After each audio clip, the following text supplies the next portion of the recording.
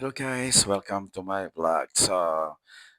Ngayon ang vlog natin is yung kabibili ko lang or yung dumating lang na parcel na ito yung wireless microphone ng wireless lavalier microphone. So ito guys. So ito yung hindi naman to sponsor guys. So ipinipakita ko sa inyo yung binili ko lang. So ang laman nito is meron siyang dalawang microphone. So ito yung isa.